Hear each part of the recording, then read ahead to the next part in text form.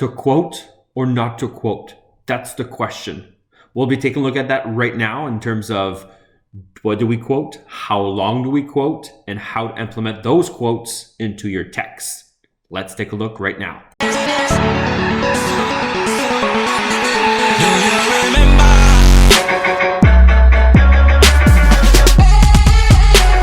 Some of your quotes are a bit too long, some are a bit too short, some are not necessarily accurate. So let's take a look at the different types of quotes, how you can implement them in your text, and how to make sure that they respect the MLA format. So on Google Classroom, you now have under Essay Writing First Draft, you have now the quotations guide right here. Let's take a look at it. So to quote or not to quote. So let's take a look at how it can make or break your arguments. You have some help right here. So quoting is a direct quotation, meaning that you're taking word for word what's written in the book itself. You can do that. You can also summarize. So if there's large parts of the story that you want to talk about, you can definitely, instead of doing word for word and take 3 pages, you can summarize in a few words or in a sentence what's going on. So you can definitely do that. Or you can paraphrase. Paraphrasing is keeping similar the same length, but reinterpreting into your own words what this exact part of the book is saying. But for all 3 of them, they can all be used to prove your points, but you need to make sure you still reference them. How do you integrate them? How do you put them into your text itself? You've got different ways in which to do that. First, using the comma. So the examples here are from Animal Farm itself, but the idea is still the same. So you can use a comma to separate your quote from the rest of your text. So for example, Napoleon's dictatorship is complete when he announces, comma, I will give you the same blah, blah, blah. So here we put the comma and we have whatever the quote is. And you notice the page number at the end because we've announced which book we're talking about already. So that's using the comma. You can also use the colon itself. So here, for example, Napoleon's control as a dictator, blah, blah, blah, take away animal's last symbol of equality, and then the colon itself. The colon means that whatever you're going to be saying next is a precision to what you were saying beforehand. So you can use that, put these 2 dots to make sure that the next part of it is actually supporting or bringing precision to what you're trying to prove already.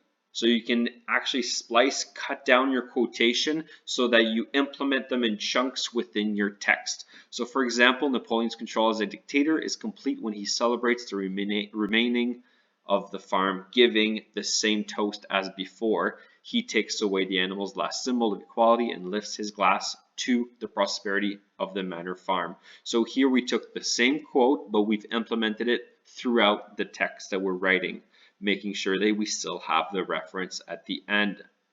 So how do you do that? There's different ways and different things to keep in mind. Let's take a look at those. But keep in mind that you can do this in 3 ways. So we just went through the comma, we went through the colon, or you can splice it up inside of your text. So you can definitely do that.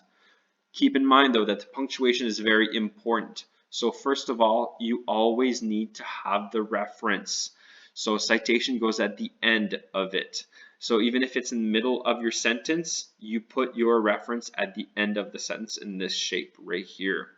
If the author has not been precise, you can put the author, but otherwise you can just put the page number. So either or.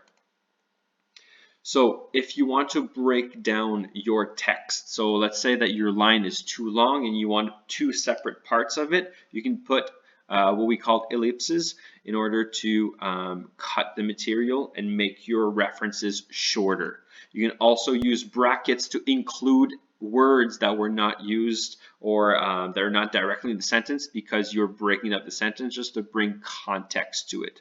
So for example, here, the prosperity is not part of the actual quote, but it brings context because we've cut it up.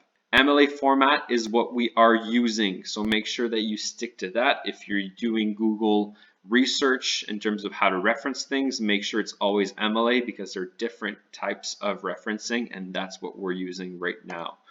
So short quotes is what we are using. I'm seeing a lot of long quotes. Let's not use long quotes at all. Keep it short.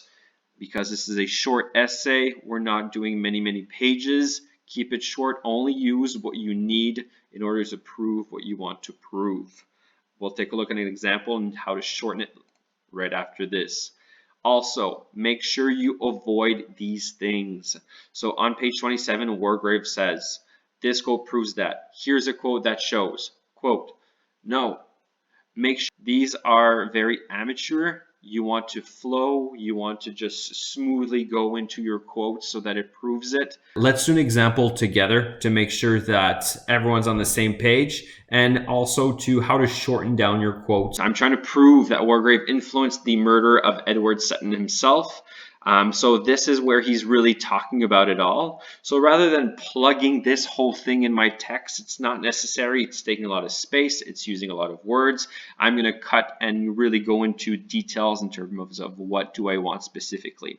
I think through all of this, it seems right here, I summed up accordingly and the jury brought a verdict of guilty, and then in passing sentence of death, I concurred the verdict. So it seems that here, that's the specific part that proves what I want. So I'll take this, I'll put it right here. This is what I want. And even this is a bit much. So let's take a look at how I can bring it even further in. So I summed up accordingly and the jury brought a verdict of guilty. And then I could remove this even, put this, and then say that I summed up accordingly and the jury brought a verdict, or even the jury brought a verdict of guilty. I concurred with the verdict. This is the gist of what I'm saying. See how I went from here to this. Only use what is specific to your cause. And then afterwards you can use more than one to really say what you want to say and prove what you want to prove. That's how you quote, and that's how you put them in your text. Go and implement them. I'll see you next time.